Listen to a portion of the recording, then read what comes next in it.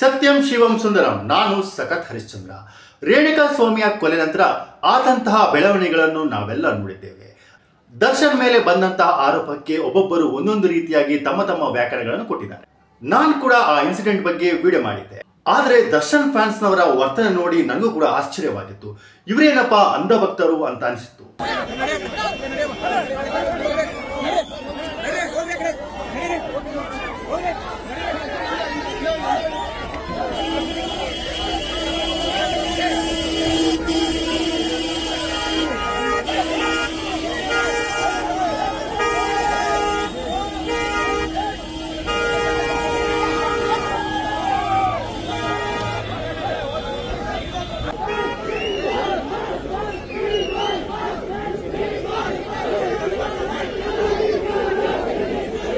ಆದರೆ ಈ ವಿಡಿಯೋ ನೋಡಿದ ನಂತರ ನಾನು ಕೂಡ ದರ್ಶನ್ ಫ್ಯಾನ್ ಅವರ ಅಭಿಮಾನಿಯಾಗಿದ್ದೇನೆ. ಇದೇನು ಕೊಲೆಗಡಕರ ತಂಡ ಮತ್ತು ಅವರ ಸಪೋರ್ಟರ್ಸ್ಗೆ ಸಪೋರ್ಟ್ ಮಾಡ್ತಿದ್ರೆ ಅನ್ಕೋಬೇಡಿ. ನಾನು ದರ್ಶನ್ ಫ್ಯಾನ್ಸ್ಗಳ ಅಭಿಮಾನದ ಅಭಿಮಾನಿಯಾಗಿದ್ದೇನೆ. ಯಾಕಂತ ಹೇಳ್ತೇನೆ ಕೇಳಿ. ತಪ್ಪು ಮಾಡೋದು ಸಹಜ ಕಣೋ, ತಿದ್ದಿ ನಡೆಯೋರೇ ಮನುಜ ಕಣೋ ಅಂತೇಳಿ ಹಂಸಲೇಖರವರ ಹಿಟ್ ಸಾಂಗ್ ಅನ್ನಂತೂ ನಾವು ಕೇಳಿರ್ತೀವಿ. ತಪ್ಪು ಯಾರು ಮಾಡಲ್ಲ, ಎಲ್ಲ ಮನುಷ್ಯರು ತಪ್ಪು ಮಾಡ್ತಾರೆ. ದರ್ಶನ್ ಅವರು ಮಾಡಿರುವ ತಪ್ಪು ಅದೆಲ್ಲಕ್ಕಿಂತ ದೊಡ್ಡದಾಗಲೂ ಇರ್ಬೋದು. ಈ ತಪ್ಪಿನ ಅರಿವು ದರ್ಶನ್ಗೆ ಈಗಾಗಲೇ ಕೂಡ ಆಗಿರ್ಬೋದು. ಆದ್ರೆ ಕಾಲ ಮಿಂಚೋಗಿದೆ. ಆದ ಘಟನೆಯನ್ನು ಮತ್ತೆ ವಾಪಸ್ ಪಡೆಯಲು ಸಾಧ್ಯವಿಲ್ಲ. ದರ್ಶನ್ನ ಆತ್ಮೀಯ ಬಳಗದಲ್ಲಿ ಯಾರೊಬ್ಬರು ಜೈಲಿಗೆ ವಿಸಿಟ್ ಕೊಟ್ಟು ದರ್ಶನ್ನಿಗೆ ಸಾಂತ್ವನ ಹೇಳುವಂತ ಕೆಲಸ ಮಾಡಿಲ್ಲ. ದರ್ಶನ್ನಿಗೆ ಸಾಂತ್ವನ ಹೇಳಕ್ ಹೋಗಿ ನಾವೆಲ್ಲರೂ ತಗೊಳಕೊಂಡ್ರೆ ಅನ್ನೋ ಭಯ ಇವರಲ್ಲಿದೆ. ದರ್ಶನ್ಗೆ ಸಪೋರ್ಟ್ ಮಾಡಕ್ ಹೋಗಿ ಎಲ್ಲಿ ಜನರ ಕೆಂಗಣ್ಣಿಗೆ ಗುರಿಯಾಗ್ತೀವಿ ಅನ್ನುವ ಆತಂಕ ಇವರಲ್ಲಿದೆ. ಇವರುಗಳು ದರ್ಶನ್ ಕ್ಲೀನ್ ಚಿಟ್ ಆಗಿ ಹೊರಗೆ ಬರುವವರೆಗೂ ಯಾರು ಹೋಗಲ್ಲ. ಅಷ್ಟೇ ಯಾಕೆ, ಇವರುಗಳು ಯಾರು ಕೂಡ ಮೀಡಿಯಾದ ಮುಂದೆ ಬಂದು ದರ್ಶನ್ ಬಗ್ಗೆ ಮಾತಾಡುವಷ್ಟು ಧೈರ್ಯ ಕೂಡ ತೋರಿಸಲ್ಲ. ಹಾಗಂತ ದರ್ಶನ್ಗೆ ಸಪೋರ್ಟ್ ಮಾಡಬೇಕು ಅಂತ ನಾನು ಹೇಳ್ತಾ ಇಲ್ಲ. ಆದ್ರೆ ದರ್ಶನ್ ಫ್ಯಾನ್ಗೆ ಇದು ಯಾವುದರ ಪರಿವೇ ಇಲ್ಲ. ಇದು ಅಭಿಮಾನಿಗಳ ಕುರುಡು ಪ್ರೀತಿಯಾಗಿರ್ಬೋದು. ನಾವು ಅವರ ಅಭಿಮಾನಿಗಳು ಖುಷಿಯ ಕಾಲದಲ್ಲಿ ಅವರ ಜೊತೆ ಎದುರು, ಕಷ್ಟ ಕಾಲದಲ್ಲಿ ನಾವು ಅವರನ್ನು ಬಿಟ್ಟು ಹೋಗಲ್ಲ. ಏನೇ ಬಂದ್ರು, ಏನೇ ತಪ್ಪು ಮಾಡಿದ್ರು ಕೂಡ ನಾವು ಅವರ ಜೊತೆ ಇದ್ದೀವಿ ಅನ್ನುವ ದೃಢ ನಿರ್ಧಾರದಲ್ಲಿ ಅಭಿಮಾನಿಗಳಿದ್ದಂತೆ ಕಾಣುತ್ತದೆ. ದರ್ಶನ್ ಈ ವಿಷಯದಲ್ಲಿ ಲಕ್ಕಿ ಅಂತ ಹೇಳ್ಬೋದು. ಈ ಜನ್ಮದಲ್ಲಿ ದರ್ಶನ್ ಅವರು ಒಳ್ಳೆ ಕೆಲಸ ಮಾಡದೇ ಇರ್ಬೋದು, ಆದ್ರೆ ಹೋದ ಜನ್ಮದಲ್ಲಿ ದರ್ಶನ್ ಅವರು ಏನೋ ಒಳ್ಳೆ ಕೆಲಸ ಮಾಡಿರ್ಬೋದು. ಅದಕ್ಕೋಸ್ಕರನೇ ಅವರಿಗೆ ಜೀವಕ್ಕೆ ಜೀವ ಕೊಡುವ ಫ್ಯಾನ್ ಸಿಕ್ಕಿದ್ದಾರೆ. ನಮ್ಮ ದೇಶದಲ್ಲಿ ಯಾಕೆ, ಎಂಟೈರ್ ವರ್ಲ್ಡ್ ಅಲ್ಲಿ ಕೂಡ ಯಾವೊಬ್ಬನಿಗೂ ಈ ರೀತಿಯ ಫ್ಯಾನ್ಸ್ ಬೇಸ್ ಸಿಕ್ಕಿರ. ತಮ್ಮ ನಟ ತಪ್ಪು ಮಾಡಿದ್ದಾನೆ, ತಮ್ಮ ನೆಚ್ಚಿನ ನಟ ಕೊಲೆಯಲ್ಲಿ ಭಾಗಿಯಾಗಿದ್ದಾನೆ ಎಂದು ಅರಿವಿದ್ರೂ ಕೂಡ ಅವರಿಗೆ ಜೈಕಾರ ಹಾಕುವ ಅಭಿಮಾನದ ಅಭಿಮಾನಿಗಳಿಗೆ ಏನನ್ಬೇಕು?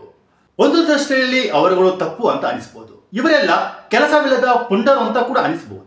ಆಕ್ಚುಲಿ ಇವರು ಮುಕ್ತ ಅಭಿಮಾನಿಗಳು. ಇವರನ್ನೇ ನೋಡಿ ಡಾಕ್ಟರ್ ರಾಜ್ಕುಮಾರ್ ಅವರು ಅಭಿಮಾನಿ ದೇವರುಗಳು ಅಂತ ಹೆಸರಿಟ್ಟಿರುವುದು ಇದಕ್ಕೋಸ್ಕರನೇ ಇಟ್ಟಿರೋದು ಅನಿಸುತ್ತೆ. ದೊಡ್ಡ ಸ್ಟಾರ್ಗಳಾದ ಸಲ್ಮಾನ್ ಖಾನ್, ಸಂಜಯ್ ದವರು ಕೂಡ ಜೈಲುವಾಸ ಅನುಭವಿಸಿ ಬಂದವರು. ಅವರುಗಳಿಗೆ ಎಲ್ಲಷ್ಟು ಸಪೋರ್ಟ್ ಫ್ಯಾನ್ಸ್ಗಳಿಂದ ಸಿಕ್ಕಿಲ್ಲ.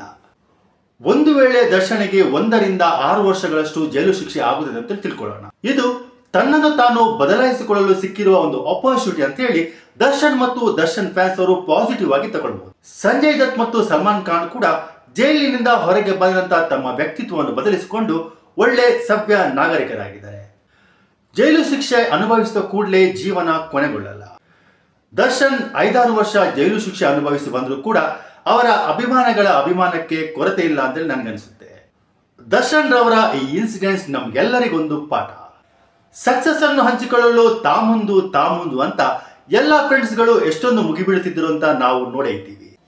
ಸೋತಾಗ ನಮ್ ಜೊತೆ ಯಾರು ಇಲ್ಲ ಅನ್ನೋದಕ್ಕೆ ಇದೊಂದು ತಾಜಾ ಉದಾಹರಣೆ. ಇನ್ನು ಬಿದ್ದವನಿಗೆ ಒಂದು ಗುದ್ದು ಜಾಸ್ತಿ ಅನ್ನುವ ಗಾದೆಯನ್ನು ನೀವು ಕೇಳಿರ್ತೀರಾ. ದರ್ಶನ್ ಜೈಲಿಗೆ ಹೋದ ತಡ ಹೊಸ ವಿಷಯಗಳು ಹೊರಬರಲು ಶುರುವಾಯಿತು. ಮಲ್ಲಿಕಾರ್ಜುನ್ ಎನ್ನುವ ದರ್ಶನ್ ಮ್ಯಾನೇಜರ್ ಕಾಣೆಯಾಗಿದ್ದಾರೆ ಎಂದು ಪ್ರೊಡ್ಯೂಸರ್ ಯೋಗೇಶ್ ನಾರಾಯಣ್ ಅವರು ಆರೋಪ ಮಾಡಿದರು. ಮಲ್ಲಿಕಾರ್ಜುನ್ ಎನ್ನುವ ಪ್ರೊಡ್ಯೂಸರ್ ಸಾಲ ಮಾಡಿ ಓಡಿ ಹೋಗಿರ್ತಾರೆ. ಅದಕ್ಕೂ ದರ್ಶನ್ಗೂ ಸಂಬಂಧ ಕಟ್ಟಿ ಯೋಗೇಶ್ ನಾರಾಯಣ್ ಅವರು ತಮಗೂ ಸ್ವಲ್ಪ ಪಬ್ಲಿಸಿಟಿ ಸಿಕ್ಕೆಂದು ಇದಕ್ಕೂ ಧುಮುಕಿದ್ದಾರೆ. ಸೊ ದರ್ಶನ್ ಕ್ಯಾಂಪ್ ಇಂದ ಅವ್ರು ಗುರುತಿಸಿಕೊಂಡು ದರ್ಶನ್ ಜೊತೆ ತುಂಬಾ ಚೆನ್ನಾಗಿದ್ರು ಅಂತ ಕೇಳ್ಪಟ್ಟಿದ್ದೀನಿ. ನಾನು ಕೂಡ ನೋಡಿದ್ದೀನಿ ಕೂಡ. ಅದ್ಬಿಟ್ಟು ವ್ಯವಹಾರದ ಬಗ್ಗೆ ನನ್ಗೆ ಗೊತ್ತಿಲ್ಲ. ಭರತ್ ಎನ್ನುವ ಪ್ರೊಡ್ಯೂಸರ್ ಕೂಡ ಹಳೆಯ ವಿಷಯ ಎತ್ತುಕೊಂಡು ನನಗೂ ಕೂಡ ದರ್ಶನ್ ಅವರು ಕೊಲೆ ಬೆದರಿಕೆಯ ಧಮಕಿ ಹಾಕಿದ್ದಾರೆ ಎಂದು ತಮಗೂ ಸ್ವಲ್ಪ ಈ ವಿಷಯದಲ್ಲಿ ಪಬ್ಲಿಸಿಟಿ ಸಿಕ್ಕಿ ಎಂದು ಧುಮುಕಿದ್ದಾರೆ. ಕೊಟ್ಟಿದ್ದೀನಿ, ಆಲ್ರೆಡಿ ಕೊಟ್ಟಿದ್ದೀನಿ. ಅದು ಕೋರ್ಟಿಂದ FIR ಮಾಡ್ಸೋಕ್ಕೆ ಹೇಳಿದ್ದಾರೆ. ಜೀವ ಬೆದರಿಕೆ ಇರೋದ್ರಿಂದ ನನಗೆ ಪ್ರೊಟೆಕ್ಷನ್ ಬೇಕು ಅಂತ ಹೇಳಿ ನಾನು ಮನವಿ ಮಾಡ್ಕೊಂಡಿದ್ದೀನಿ. ಅದು ಕೋರ್ಟಿಂದ ಮೋಸ್ಟ್ಲಿ ನಾಳೆ ಕೋರ್ಟಿಂದ ನನಗೆ ಆರ್ಡರ್ಸ್ ಬರುತ್ತೆ.